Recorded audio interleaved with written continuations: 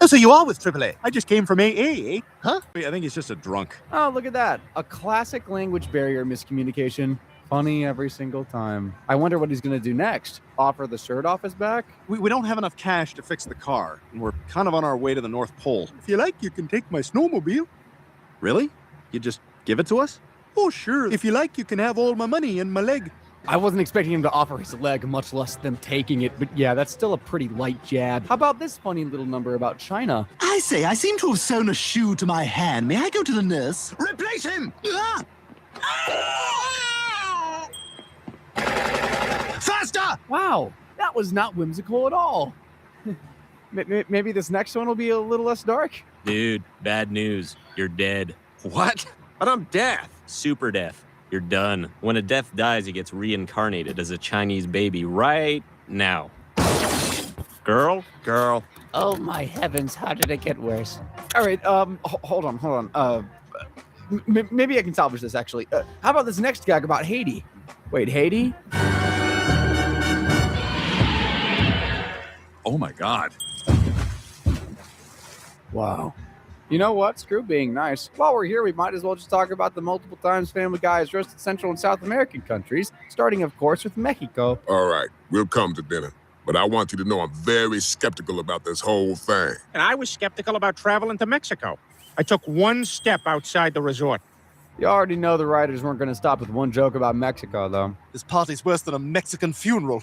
Es con mucho dolor y Pepe y Carlos y Lupe, Jesús, María, Vicente y los perros de Vicente y otra Lupe, Salvador, Fabián. I was going to say the Family Guy triple dipped on Mexico, but technically this next one is friendly fire, if you really think about it. Wait, but she's sneaking out of the U.S. This is Arizona. You can shoot a Mexican for using a water fountain. See? Friendly fire. Heck, I hear the fires in Arizona are always friendly. Where'd I hear that from? Quick map check, and it looks like Canada, Mexico, and China are neck and neck. And if you're wondering why, that's because if the roast happened in a separate episode, it counts as a separate point. Clear? Okay, now let's get back to Family Guy making fun of other countries. As a matter of fact, they made a whole episode clowning on Cuba. Well, 1/3 of an episode, really. That episode was called Tales of Former Sports Glory, and it started with the writers retconning Cleveland's backstory for no reason. I was a baseball prodigy. It was back home in the Cuban League. I grew up working in the tobacco fields outside of Havana. Our mitts were made of cigars, some of them still going. Did they call Cuban cigars in Cuba, or just cigars? Dumb question. What I should be asking is why the hell Cleveland is now Cuban? He's supposed to have grown up in Virginia, right? I guess they have to change it. How else could they land jokes like this? I drove a cab. We all had to drive huge cars there, wearing pants that went above my belly button. Pull your pants up. Not gonna lie, the jokes are only gonna get less creative from here. Don't just take my word for it, though. The writers admit it. Fidel Castro was there to throw out the first pitch. Later, we would find out he had a fashion disease. We would write more jokes about him, but our dumb writers only know what he looks like. Strike!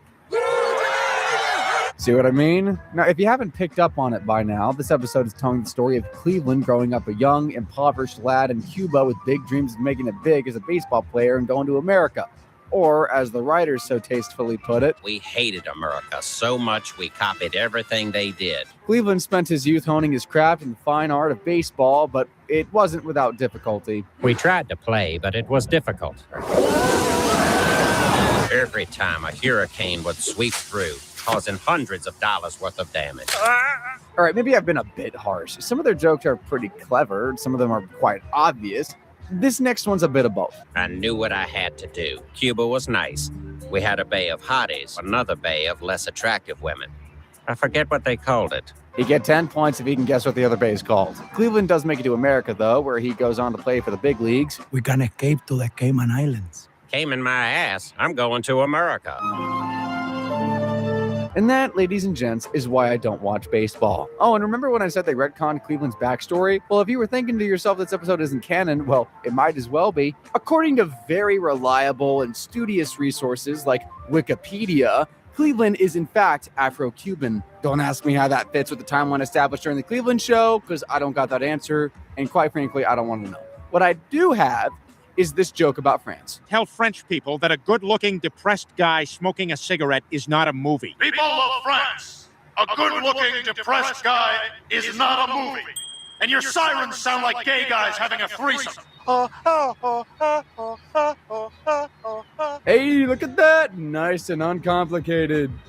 Unless you're wondering what a French siren actually sounds like now. Good, me too. All right, look what I found online. Here it is.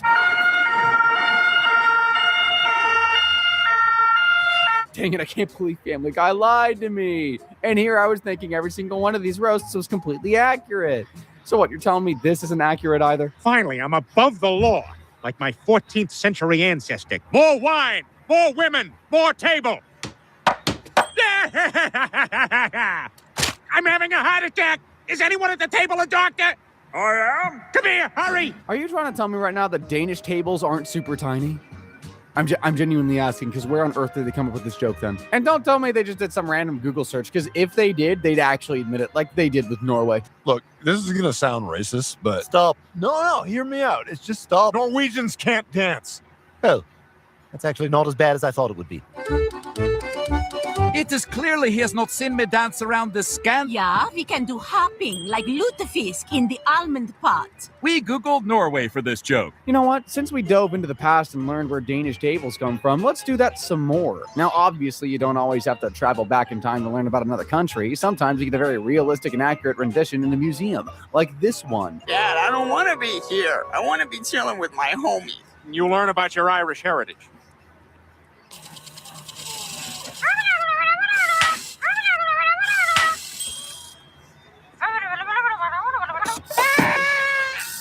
Wow, it feels like I'm right there. Now, how did this wondrous land come to be in the first place? Ancient archaeological evidence indicates that Ireland was a much different place before the discovery of alcohol. Today, we found a way to convert our entire population to pure energy. Hey, Michael McLeod's just invented a new kind of beverage in his basement. Whiskey.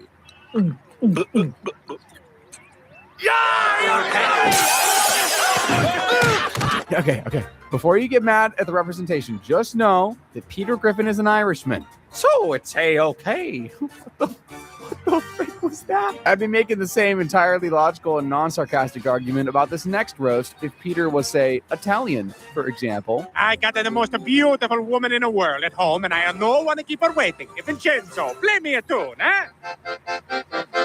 Insalata caprese. Italy. It's 9 a.m. and I've already kissed 8 guys. Why are you looking at the other babies, huh? Why are you making me do that to Ruperto? I don't want to do that. Only the Italians are allowed to answer this one. Should I sign up for a semester there? Or is it only the high schoolers that get taught the real advanced calculus? That was just a quick detour, by the way. Ireland's about to get another point because Family Guy isn't done with them quite yet. In fact, there's a whole episode about Peter visiting his homeland to meet his long-lost father. And that one started with Peter killing his other dad in a pretty horrifying way. All right, this is going to blow you guys away. Is he breathing? Somebody call an ambulance. Maybe you better call 2 ambulances. After his father passes, Peter finds out his real dad is some dude named Mickey McFinnigan living in Ireland, so he gets on the neck lane there. This is quite a country, Brian. You know, Ireland has more drunks per capita than people. I don't think the Irish drink as much as people say they do. I might be reading this wrong, guys, but I think Family Guy is subtly calling Irish people drunks. I know technically they made that joke already, but they didn't make this one. Excuse me, is this McSwiggan Village? Dibble a man who say a word. Is that a yes or a no? Aye, 'tis McSwig.